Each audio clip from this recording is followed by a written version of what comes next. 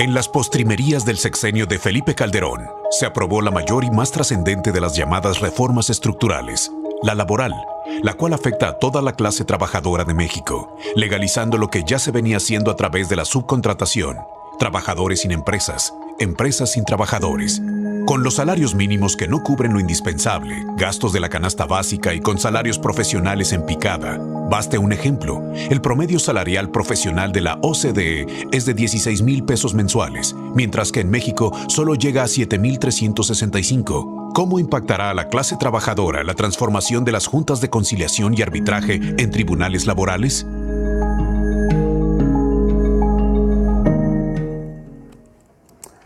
Hola, ¿qué tal? Bienvenidos a una emisión más del programa Visión Académica, el programa del Sindicato de Trabajadores Académicos de la Universidad de Guadalajara. El día de hoy tenemos un programa sumamente interesante. Vamos a hablar de la reforma laboral. Esta reforma que se aprobó en este sexenio y que, entre otras cosas, la Presidencia de la República dijo que incrementaría la oferta laboral, alentaría la productividad de las empresas y también elevaría la competitividad del país. Vamos a ver si esto ha ocurrido y tenemos a dos expertos, dos compañeros académicos, dos amigos del sindicato. Tenemos a la maestra Natalia Juárez Miranda, bienvenida. Ella es secretaria de Asuntos Académicos y Culturales del Sindicato Académicos de la UDG, y también tenemos en este día a nuestro amigo licenciado Jesús Palafox Yáñez, quien también es secretario del sindicato. Él es de Trabajo y Conflictos, ambos conocedores de la materia laboral y de esta reforma. Por eso los hemos dado. Gracias por estar aquí. Gracias a ti, Mario. Buenas tardes, maestro. Gracias por la invitación. Sí. Buenas tardes a todos los televidentes. Gracias. Iniciamos, Natalia. ¿En qué consiste la reforma laboral? A grandes rasgos, si nos pudieras puntualizar, ¿cuáles son los aspectos que se abordaron en esta reforma? Mira, Mario, primero creo que antes de entrar, enfocarnos a cuáles son como los puntos fundamentales, sí creo que es importante que debamos entender el contexto en el que esta reforma entró. En la cápsula de inicio dice que era la del 2012 de gran calado, pero la reforma del 2017, la del año pasado, creo que todavía tiene muchísimas más implicaciones sociales, laborales, sindicales. ¿En qué contexto se da? No es que el gobierno mexicano se haya hecho una autocrítica y haya dicho, reformemos el artículo 123 y reformemos el 107. No sabemos que no tienen vocación de autocrítica nuestros gobernantes. ¿Qué pasó? Que la Unión Nacional de Trabajadores, la UNT, junto con abogados laboralistas de diferentes, no solamente de la UNT, presionaron en la OIT, en la Organización Internacional del Trabajo, y en las negociaciones del TPP para que se reformara la relación, digamos, laboral, jurídica, que luego ya entró a otros ámbitos, para que desaparecieran las juntas por la corrupción que existía, por los contratos de protección al patronal que existen, por todas las desventajas en las que iban a jugar los otros países en relación a cómo México tenía su justicia laboral. Entonces fue una presión internacional la que obliga al Estado mexicano a reformar el 123 y el 107. Y la reforma constitucional son estas hojitas, mira. Pareciera que no es nada, 3 hojitas nada más de la reforma del 123, pero las implicaciones son abismales. En la teoría, lo que pasó en el 123 y en el 107, que se lo dejaré a lo mejor al maestro que nos explicara un poco más, que igual también lo puedo hacer,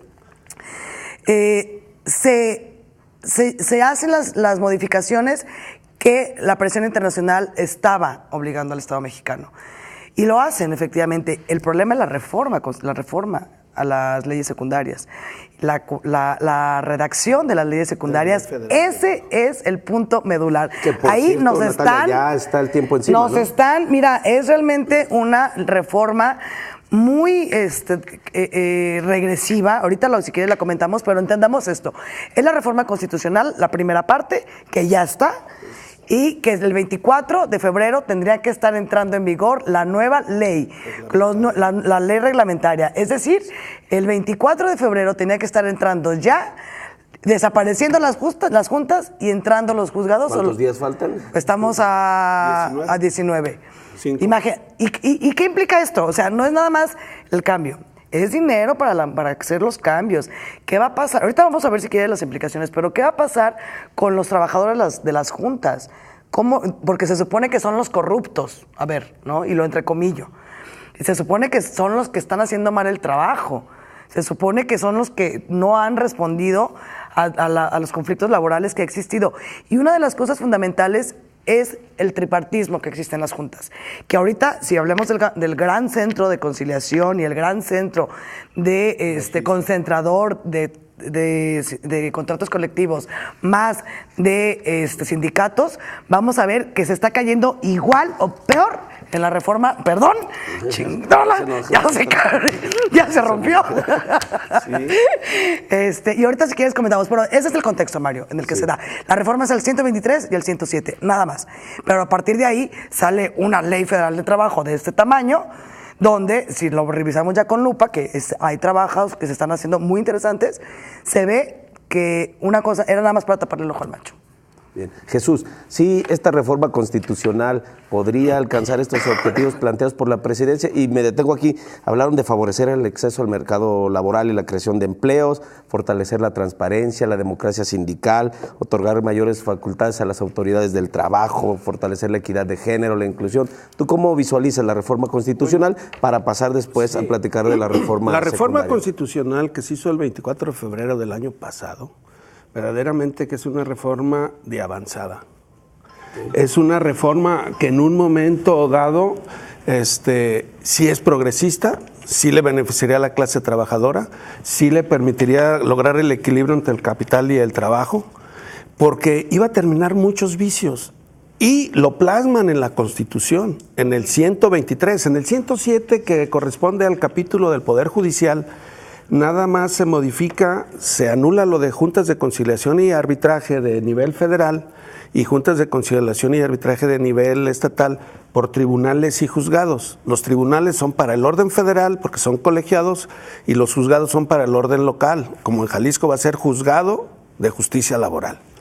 Entonces, en ese sentido, el 123, que ya es materia de trabajo y previsión, sí toca cuestiones muy puntuales en donde se permite y se obliga, de acuerdo a la ley, a la Constitución, el voto libre y secreto para definir las dirigencias sindicales y para poder registrar los contratos colectivos. Es decir, esto permitiría terminar completamente con el corporativismo y los contratos de protección. Ahí sí habría un avance. Porque el sindicato que quiera presentar un contrato colectivo ante un juzgado o ante la instancia reguladora, porque ese es otro tema, como dice la maestra Natalia, tendría que también presentar las actas de asamblea en donde tiene la mayoría de los trabajadores, definitivamente. La otra, lo que dice la maestra del tripartismo, ahorita en las juntas de conciliación hay tres partes: el gobierno, representado por la presidencia de la mesa o la junta, que es del ejecutivo, los sindicatos de los trabajadores y los sindicatos patronales. Pero muchas veces los patronales no están con la Coparmex, o muchos trabajadores no están ni con la CTM ni con la CROP. Entonces no están representados verdaderamente los trabajadores. Y por consiguiente, si hay alianza entre patrones y sindicatos charros, pues la justicia no se va a dar. Como es el caso. Entonces ahorita con los juzgados y tribunales se pretende también crear dentro del título de Trabajo y Previsión Social de la Constitución un ente descentralizado que va a estar basado en la ley de organismos públicos descentralizados con autonomía, presupuesto, para el registro de los sindicatos y para el registro de los contratos colectivos. En ese sentido, nada más aprovechar.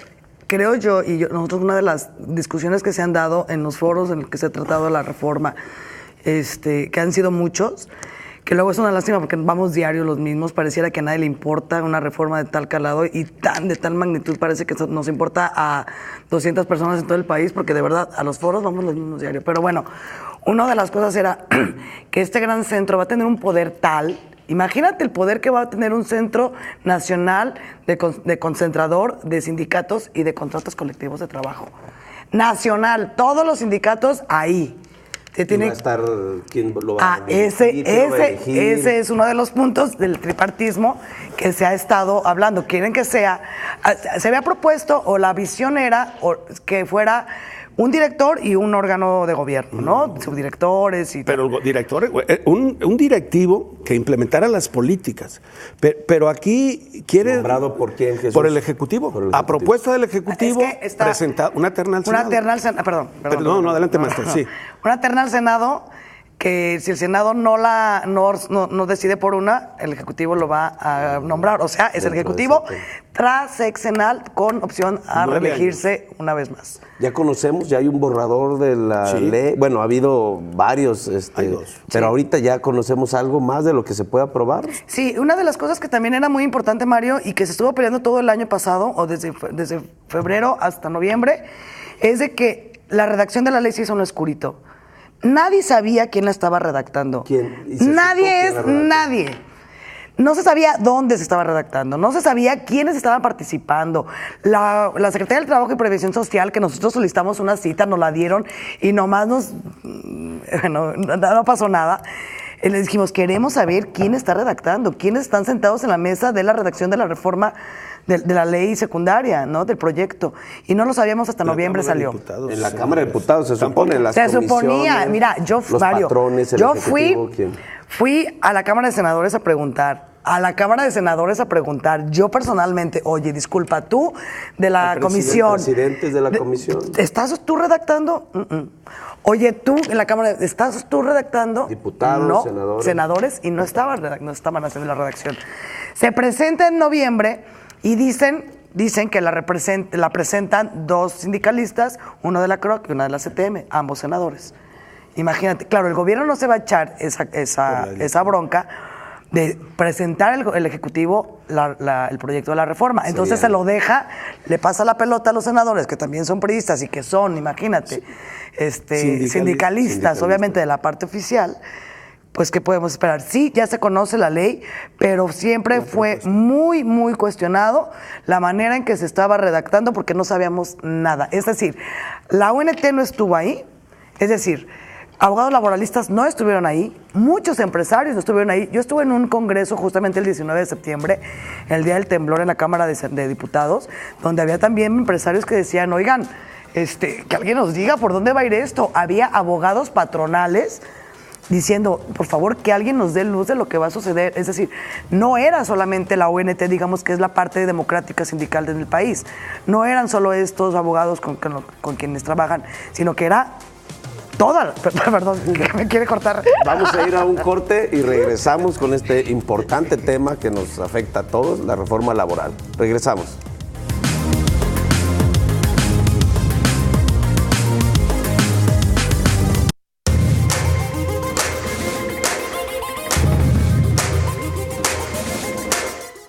Continuamos, estamos hablando de la reforma laboral.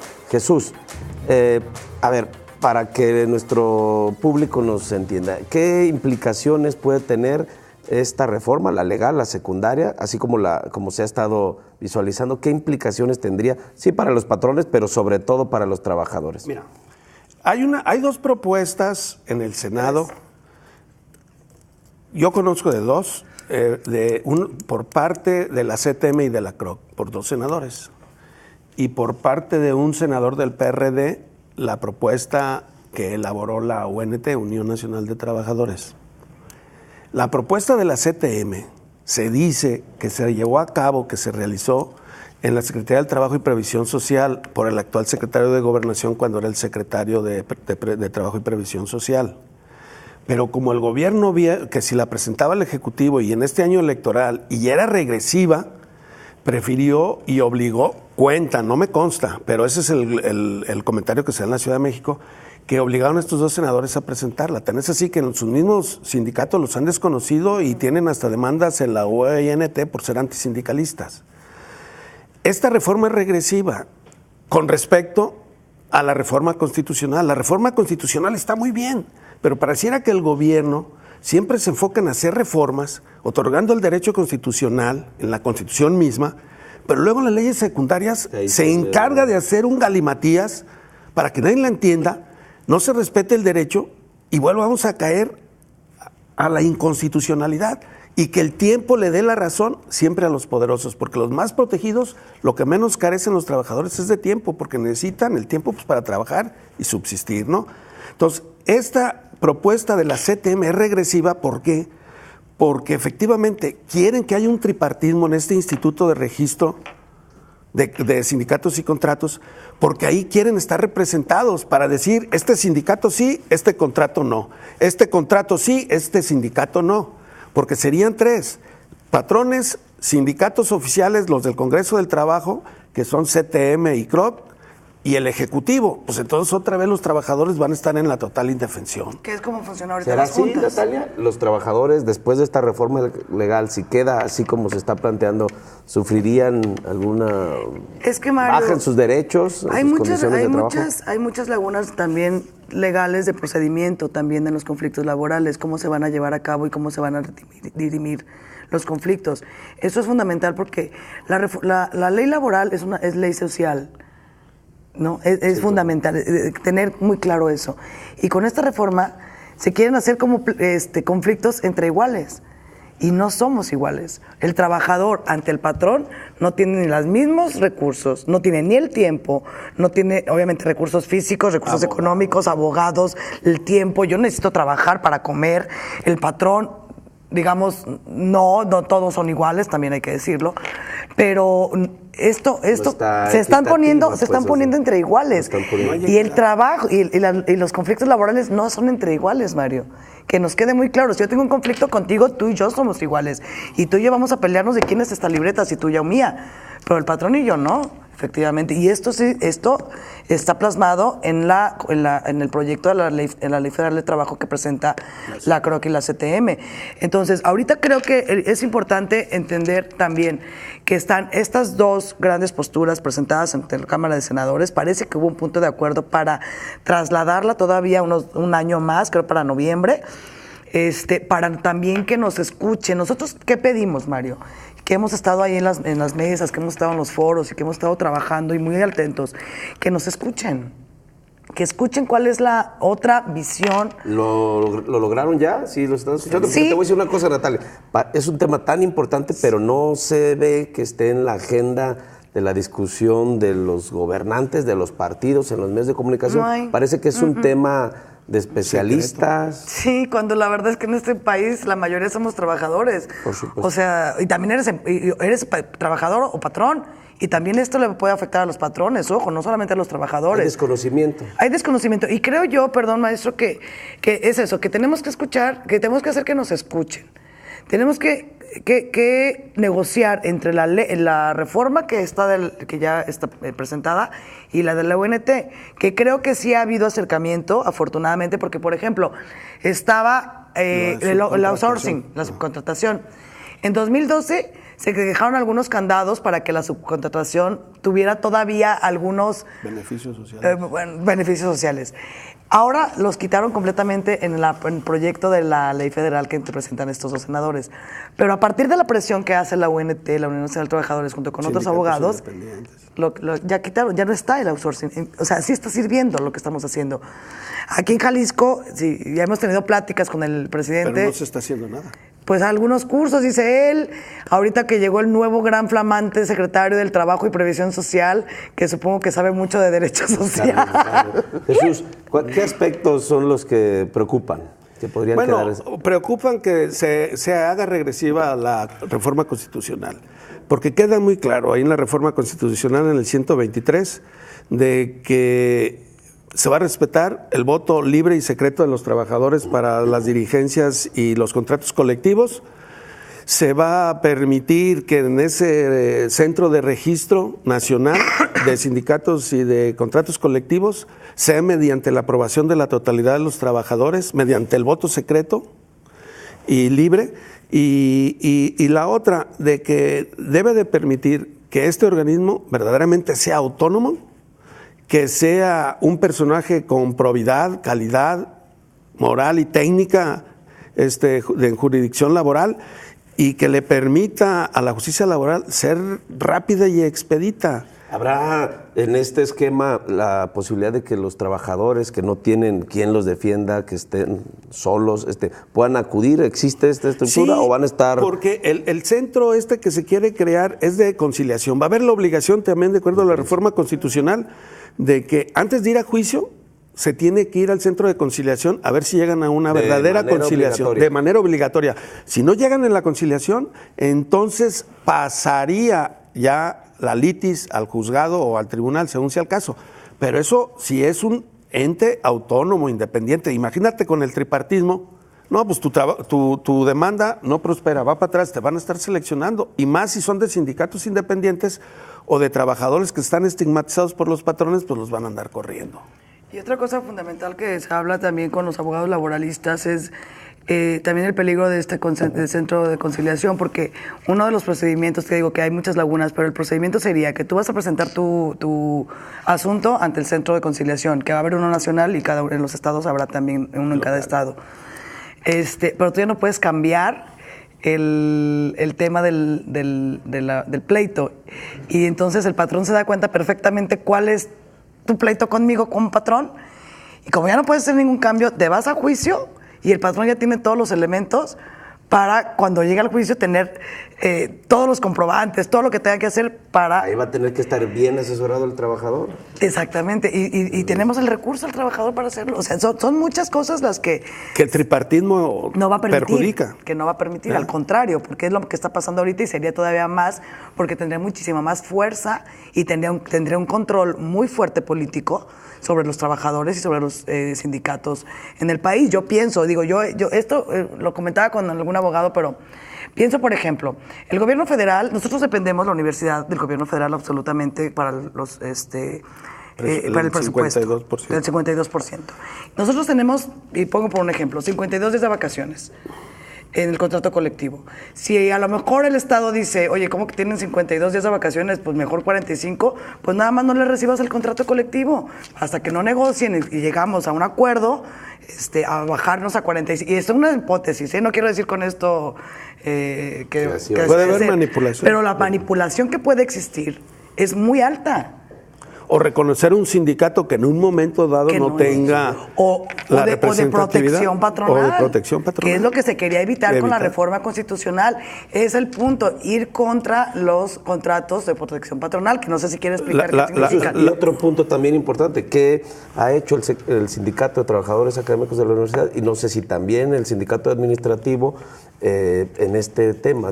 Estamos involucrándonos, estamos involucrados en este tema. Observatorio. En el Observatorio Ciudadano a nivel nacional en la Ciudad de México, que encabeza ahí la maestra Juárez. Pero aquí también trae la iniciativa la maestra Juárez de crear su propio observatorio. Ya tuvimos pláticas con el presidente del Supremo Tribunal, con el magistrado Ricardo Suro, y él está en la mejor interés. Él empezó a capacitar a su personal, porque tiene muchos jueces en reserva en otras materias, de diferentes convocatorias que ha habido. Entonces, me imagino que los está capacitando para cuando se venga la cuestión de los juzgados, pues ya tenga la gente tanto con la selección de jueces como para la materia laboral. Pero aquí también se necesita capacitar a los sindicatos. Como dice la maestra, desafortunadamente no han intervenido ni participado muchos sindicatos independientes. ¿Por qué? Pues porque no conocen o les da desidia o no creen ya en el legislativo. Porque a veces el legislativo, repito, hace reformas que luego las hace contrarreformas y hacen antipolítica, ¿verdad? Es verdaderamente un galimatías. Vean las reformas estructurales que hicieron. La gasolina iba a ser barata y con la ley reglamentaria no la han subido. ¿Sí? Todas las reformas, la electoral... Era para ahorrar. Era para ahorrar y ya hay un despilfarro. La de seguridad era para evitar la inseguridad y se está militarizando. O sea, son puros despropósitos del legislativo y del ejecutivo. Ojalá que el Poder Judicial en la Suprema Corte pues les enderece el barco, ¿no? Una cosa también que me interesaría comentar es que también hemos tenido charlas con la presidenta de la Comisión de Justicia del Congreso del Estado para ver cómo se están preparando ellos también, con la diputada Mónica Almeida, para enfrentar el asunto de la reforma. Nosotros estamos planteando hacer una reunión tanto con la diputada como con el magistrado presidente del Supremo, para ver en qué van ellos y armar nuestro propio observatorio estatal sobre la reforma laboral para ver cómo se va a implementar otra vez la misma, cuánto dinero, si va a haber centros de conciliación en otras regiones, porque si no, imagínate a alguien que tenga un conflicto laboral en la zona norte para llegar a Guadalajara a conciliar. ¿Ves compromiso por parte de los actores políticos de Jalisco para tratar de que aquí quede de la mejor manera? Yo veo, por ejemplo, al presidente magistrado, lo veo preocupado y lo veo ocupado. Es con quien yo he hablado, a Mónica, con la diputada también, la veo interesada en el tema. Con el nuevo secretario del Trabajo no hemos tenido una entrevista, yo espero que nos la otorgue. Con ellos dos, digamos, que son ahorita como los titulares de quienes van a tomar decisiones, veo interés, sí. Se nos terminó el tiempo y este tema yo creo que da para más, sobre todo creo que tendremos que abordar este importante tema después, cuando tengamos si quieres, ya después del 24, a ver qué sucedió. A ver qué sucedió. Yo pues sí. Pero en conclusión, sí, la reforma constitucional es de avanzada. Bueno. Lo que preocupa es la reforma secundaria. Y bueno, los estaremos invitando. ¿Quieres...? No, nada más comentártelo, pues, son como los puntos negativos. Los puntos negativos. Eso lo hizo el observatorio. El observatorio, el donde nosotros participamos, así es. Muy bien. Muchas gracias, Natalia. Gracias, Jesús. Maestro. Y un placer estar con ustedes. Bueno, los invitamos para que la siguiente semana nos vean de nuevo en un programa de Visión Académica. Muchas gracias.